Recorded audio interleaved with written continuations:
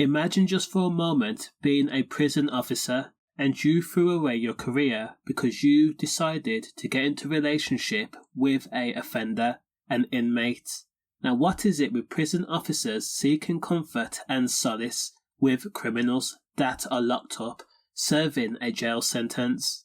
Do they like their bad boy image? Is their self-esteem low? Or is it the fact that they cannot find a partner who does not break the law and can hold down a full-time job and actively participate and thrive in society? A female prison officer by the name of Toni Cole had opted to throw away her career, where she worked at one of the largest UK prisons, being HMP 5 Wells. The 29-year-old was a complete mess and so dishevelled when she was convicted of sharing 4,369 messages with the offender, the inmate. The messages were said to be intimate and very, very personal.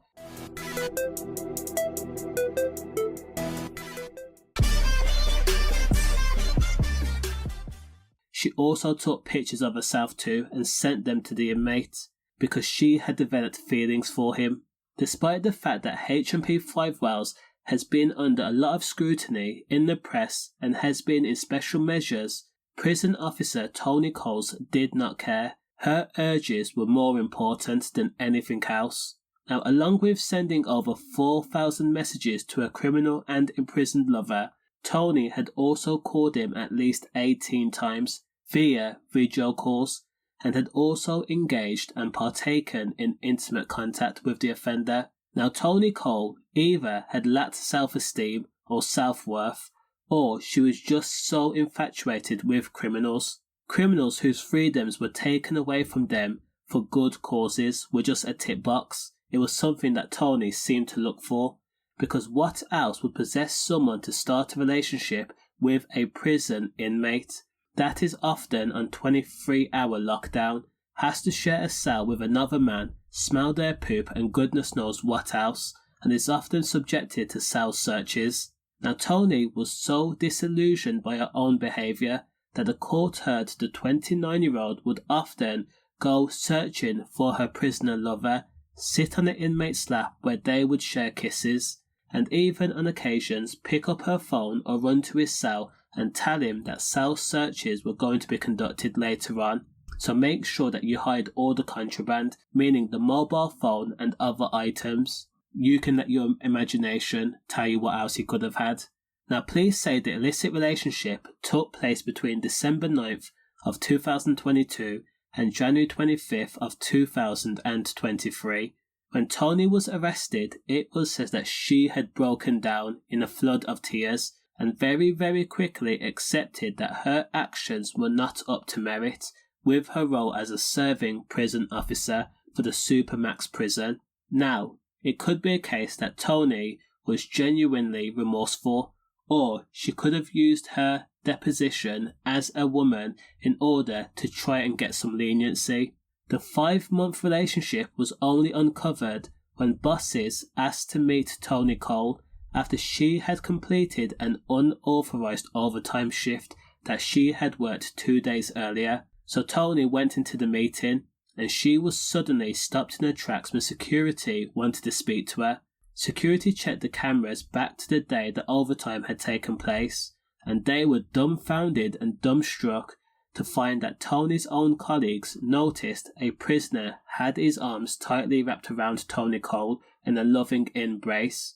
Now, Toni knew that there would be cameras around, however, she did not think that people would be looking at the camera footage. The security team in the meeting then demanded to see Toni's Samsung S22 mobile phone, which had been seized from her work locker, and then Toni was placed in handcuffs and read her rights where she was arrested.